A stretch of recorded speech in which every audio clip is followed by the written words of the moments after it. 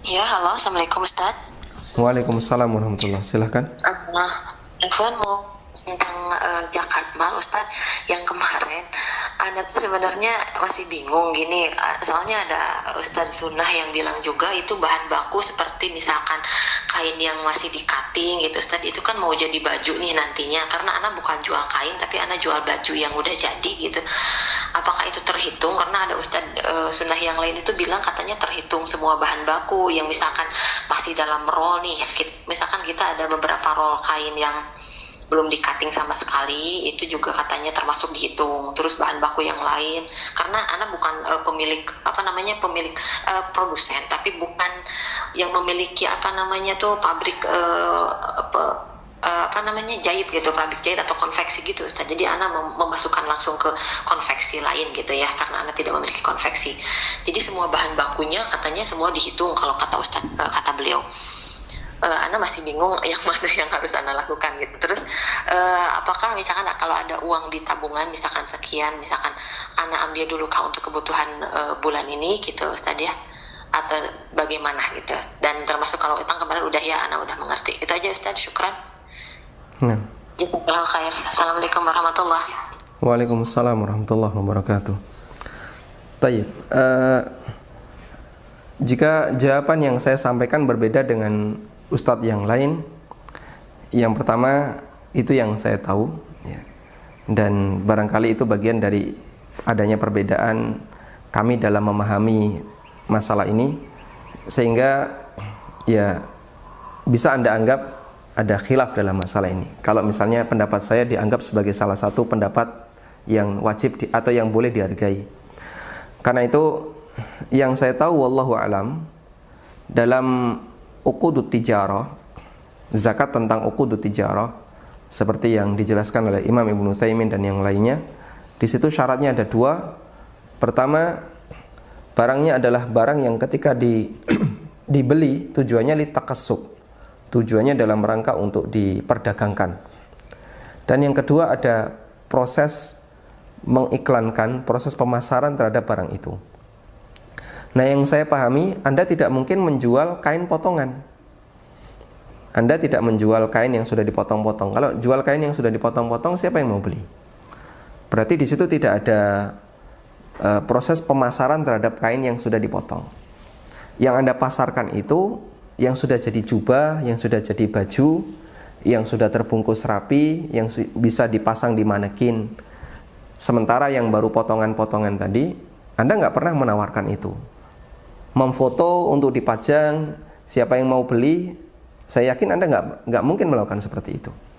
Berarti produk ini atau barang ini bukan termasuk barang yang diperdagangkan. Karena urudut tijarah, barang dagangan, ulama sendiri khilaf apakah dia masuk objek yang wajib dizakati ataukah tidak. Dan pendapat jumhur wajib dizakati. Lalu dia bagian mana yang harus dizakati? Ya, tadi penjelasannya adalah batasnya ada dua. Pada waktu pembelian dia tujuannya memang untuk diperdagangkan, dan yang kedua ada proses pemasaran. Karena itu bahan baku yang dimiliki oleh produsen dia tidak dipasarkan. Bahkan kadang bahan baku itu dirahasiakan. Ya. Misalnya ada orang punya pabrik bumbu apa misalnya tepung crispy atau tepung bumbu. Jualan seperti ini kadang dia merahasiakan bahan bakunya apa saja. Yang penting pokoknya jadi seperti ini, silahkan kamu beli.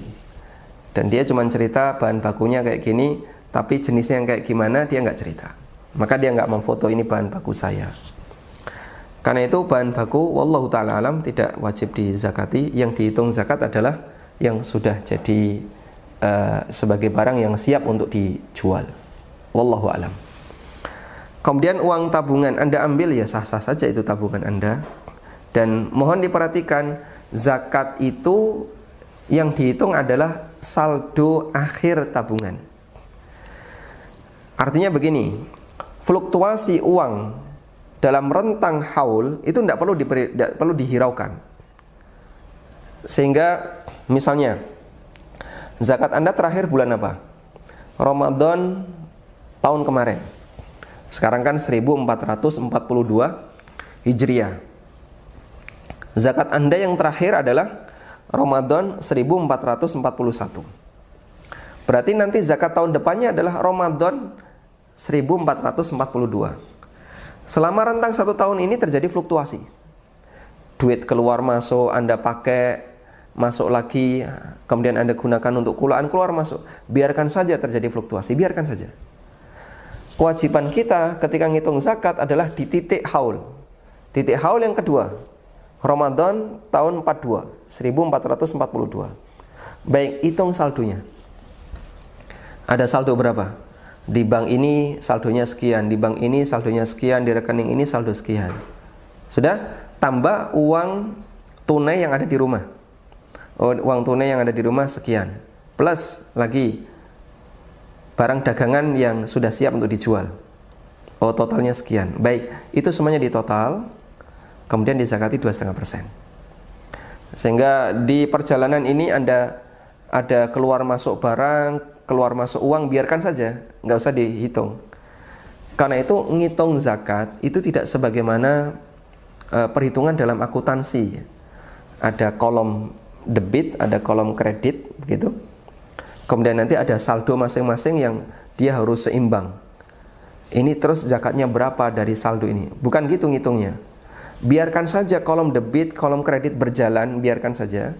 Pokoknya nanti hitung saja saldo akhir saat Anda mau bayar zakat. Sehingga saat bayar zakat, uang tunai berapa, di rekening ABC berapa, kemudian objek yang dijual berapa, nilainya, di total semuanya, itulah yang dizakati 2,5%. Wallahu ta'ala alam. Makanya sebenarnya ngitung zakat itu tidak terlalu rumit bagi mereka yang bisa melakukan cek terhadap saldo-saldo di banknya.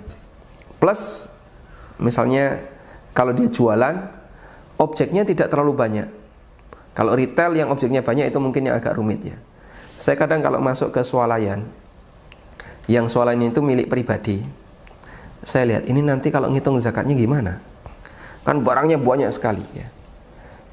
Misalnya aneka perlengkapan kamar mandi, itu ada banyak item, jumlahnya banyak.